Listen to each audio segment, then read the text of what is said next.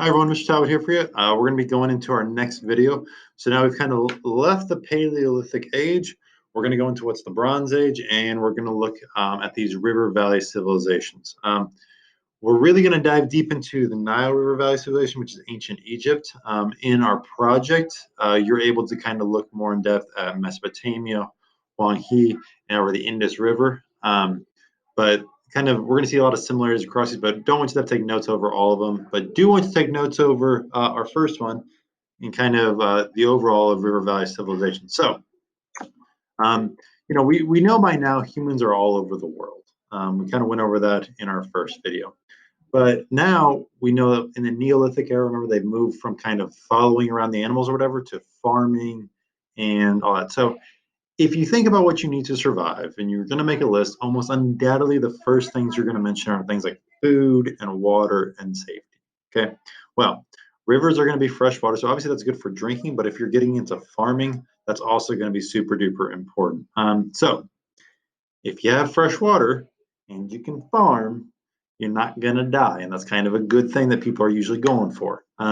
So agriculture gets better. That's that farming. Because remember, water also supports, livestock and stuff. Better agriculture means more food. More food, the other side of it is going to obviously lead to more people. The other side of better agriculture, though, is that you don't need as many people to be committed to farming because each farmer is able to produce more. And then so you can have farmers that aren't just producing enough to survive, but enough to provide for others.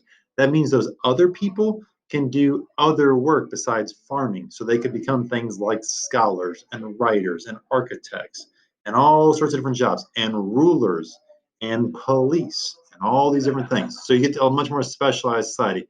It's going to allow kind of cities and that kind of stuff to form.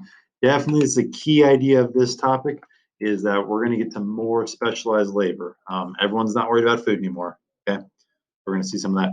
Another specialization you can also have, I should mention, is soldiers, and so we're going to see war expand during this time.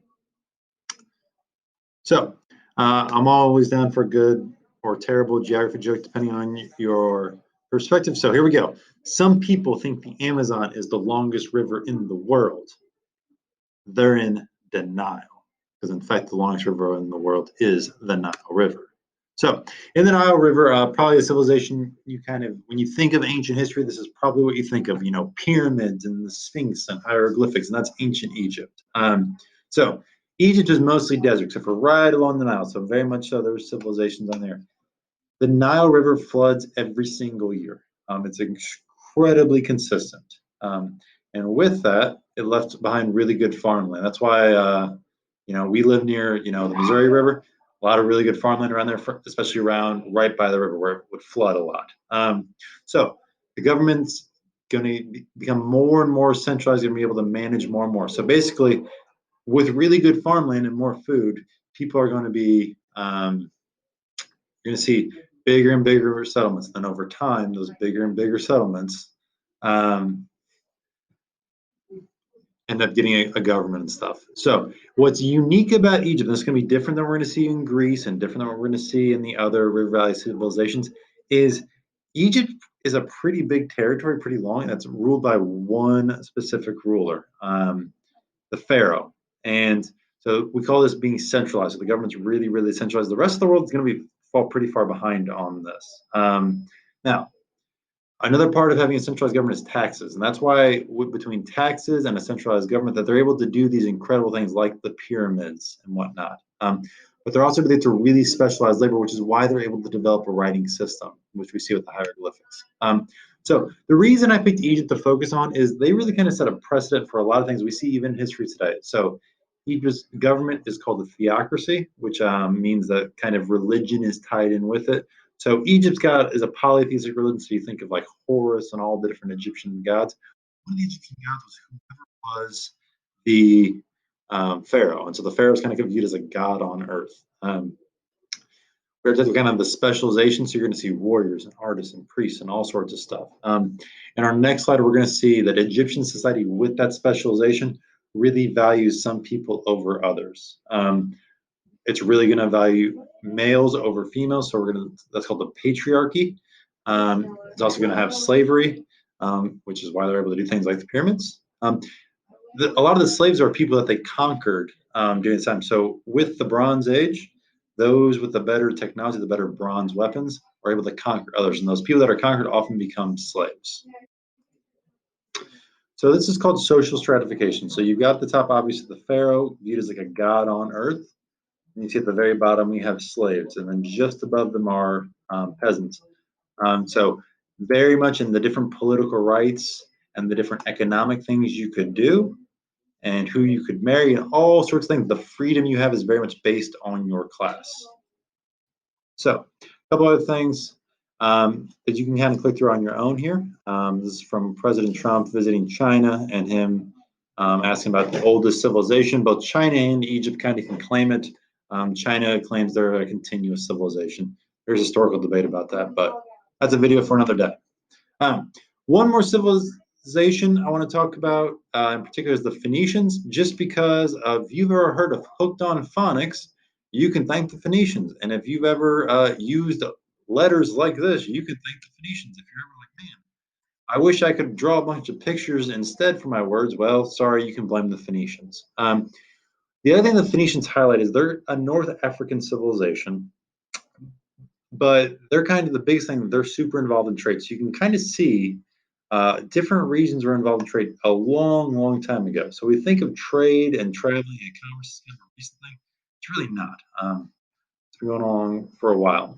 So here's kind of whereas the Egyptians had different pictures for different words or set of sounds, the Phoenicians kind of broke it down simpler. So kind of into what eventually become the letters we use today. You can kind of see. Then on the left, you don't need to take a note on this. It's really cool. It's the Rosetta Stone. It's got Egyptian and Greek and Latin all on the same like tablet and all saying the same stuff, which has really helped us with translation, which is fun. Okay. The other big thing in the Bronze Age I want to spend a little bit of time on is religion and belief systems. We're going to study in an assignment Confucianism and Taoism, which aren't exactly religions, but they do kind of guide people's morality. So I want to spend this video though talking about religion. So you got to think about humans are starting to now live in bigger and bigger groups. Instead of living with just your family, now you're living with your tribe, let's say, and then that tribe becomes a city. And so when you start living with basically strangers, you got to kind of develop, what's the right way to treat another human being?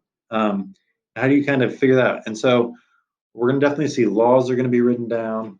We're definitely going to see kind of these moral codes like Confucianism and Taoism, but religion also comes. So a lot of the religions that are popular today have their origin in the Bronze Age. And in particular, we're going to look at Hinduism, Buddhism, and Judaism. Hinduism and Judaism both can claim to be the oldest religion in the world. Kind of depends on how you count it, which we won't get into. But if we look at South Asia, which is where India is today, Hinduism and Buddhism are kind of both originate there. Hinduism is older, Buddhism kind of sprung off of it and kind of goes and does its own thing. But what I want to emphasize here is both of them kind of believe there's a right way to live. There is, in Hinduism, sure, there's this idea of karma and, how you live this life affects your next life. In Buddhism, there is an ideal life that you can live. And so there's that kind of, so again, really guiding people's personal directions with kind of this idea, of higher power, higher purpose, that kind of stuff. So that's kind of what's going on in South Asia. The one we're going to do a little bit, we're going to get into Hinduism and Buddhism a lot more when we get to Unit 6. So we're kind of just giving a deep dive, not so much now, but then this is really just kind of a quick. The one we're going to do a bit of a deep dive on is Judaism. So people that practice Judaism are Jewish, but back in the day, they would be called, their ethnic tribe was the Hebrew tribe. So bear in mind, this is 5,000-year-old history we're talking about here. So we get squishy on the dates and the specific facts. But as the story goes, the ancient Hebrews are kind of based out of the region that ancient Egypt is destroying. Now we're talking about ancient Egypt. Now we're not talking pyramids yet. This is kind of the early part of the civilization. But the story goes, the guy named Moses and the Egyptians are kind of their slaves, and then they escape Egypt.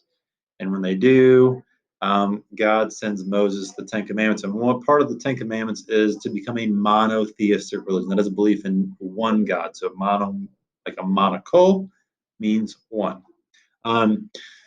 This is different than a lot of the religions like the Egyptians we talk about are polytheistic. They believe in many gods. So Judaism is considered your first Abrahamic religion. And because the founder is a guy named Abraham. So if like the Ten Commandments and like belief in one God, monotheism sounds familiar, you might have heard about that with Christianity. And it's also something that is going to get tied in with Islam. So Judaism, though, you'll see is much, much older, but is going to kind of be the like father religion of the other Abrahamics, which are Christianity and Islam, the two biggest religions in the world today. Now, interesting for as old as Judaism is, it's kind of remarkable it's here because the Jewish people, have never really had like a homeland for the vast majority of their history. It really wasn't until 1948 that the modern state of Israel was founded, and Israel is kind of where the Jewish people originated from, but they were kind of, as you see on the map, spread all over the place. But they're kind of given this homeland of the Jewish people. Now, with that and with religion throughout history, we're going to see there's a lot of drama, and we'll get into some of that in the coming time. But just kind of give you a general overview of some terms. Would definitely want to take some notes on the highlighted ones because, hint, hint, they might show up on a test.